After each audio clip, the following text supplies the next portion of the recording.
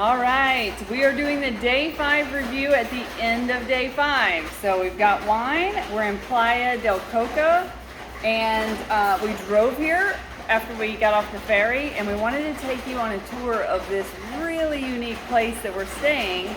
But first, I wanted Nick to describe the drive because it took a little longer than we thought. Oh yeah, okay. Yeah. So we got on the ferry this morning at 9 o'clock. 9 o'clock. It was about a 1 hour, 1.5 hour, I think, across from port to port. And so that was pretty uneventful. It was easy. We got our tickets, we drove on, parked it, and then we were free to explore the ferry until we left. So once that was done, we landed, I don't know what town it was we landed in. I don't know, either Tambor? Tambor, maybe? Or at least close to Tambor? I think it was close to Tambor. But we'd actually stayed right across the water from the ferry landing on our first night on sailboat. So we had seen where they come across, and honestly, it was just uneventful. So we just had a decent ride. We got to sit, relax, and make our way across. Well, then we got to the other side, and we got in our car, and we drove off, and we hit the highway. It was about 2.5 hours, 3 hours. Yes, because we ended up getting here about 3:30. Yeah, it was about 3.5 hours, I think. And the first part of the drive was like, I guess the speed limit was lower, like 40 kilometers per hour. Oh, yeah. So it took a little bit to get through some of the smaller towns. There's no direct way to get. I mean, there's a direct way, but it's through little towns, so it's very rural.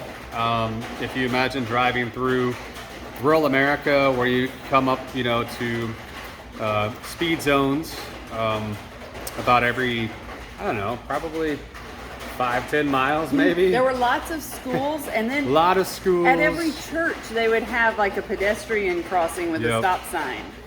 And so, the speed limit went from 25 in the school zones, and that's kilometers per hour, to 40.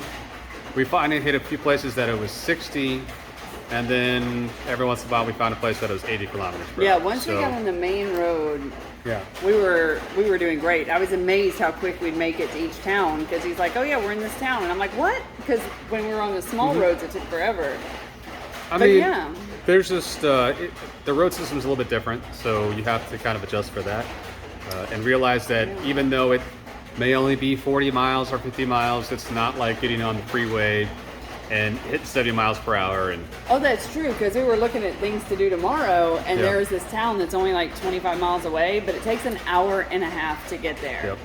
So, so while he was driving, I decided to check out Air B&B and to try to find some accommodations near Playa del Coco.